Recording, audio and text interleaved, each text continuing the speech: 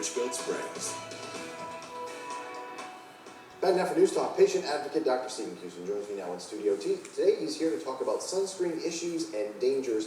All right, so the prevailing thought, and you see this from doctors and from skin doctors, is that sun is bad, you need to protect yourself against the sun, but sun does have some redeeming qualities in the fact that it does provide you with quite a bit of vitamin D, correct? Correct. Sun is underrated. It's the center of our solar system. It's the source of all life, and doctors say zero tolerance to the sun. Zero tolerance. Today, for example, outside, the UV index is 3. That's low. But when you look on the weather app, it says use sunscreen and wear sunglasses. Who does that? We're starting summer. What happened to spring? We don't get any sun here. It's true. And the sun, Jill, we don't get sun here, do we? No, she said no. No. In the winter, it's too cold to go out, and if you do go out, you're completely covered up and the sun is weak. We've not had spring, and they're still telling us no sun. What to do because you're not getting sun is spread screen all over your face and body 3 or 4 times a day, double dose, and use vitamin D because your body's not going to make it now because you're blocking the sun. Both are wrong. Studies earlier this year, vitamin D does not protect you from heart disease and cancer. This is a myth. Vitamin D is not a vitamin, it's a hormone, and the best way to get it is through the sun. And when you use sunscreen, there are a couple of elements in there that are dangerous. They're absorbed into the bloodstream. That came out a couple of weeks ago. Yeah, I did read that, yes. Into the bloodstream, perhaps dangerous, unknown right now. So the sun is very important.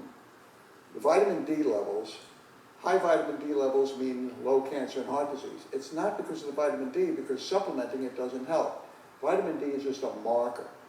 High vitamin D means people are getting a lot of sun. Low vitamin D, not getting enough sun. It's the sun that counts, not the vitamin. So you're not basically saying don't protect yourself against sunburn, because sunburn can turn, I mean, let's get this straight.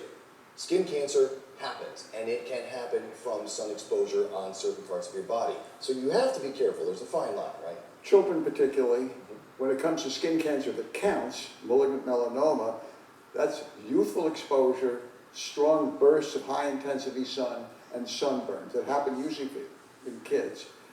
By the time people are in their middle age, the danger is largely decreased, and whatever they had as kids, that'll mount up over time and develop cancer or not. But 1 in 100 skin cancers are melanoma. The rest is squamous and basal cell cancer, which is rarely, if ever, fatal. And some people think that when someone comes in with a skin cancer like squamous, these are people who are outdoors.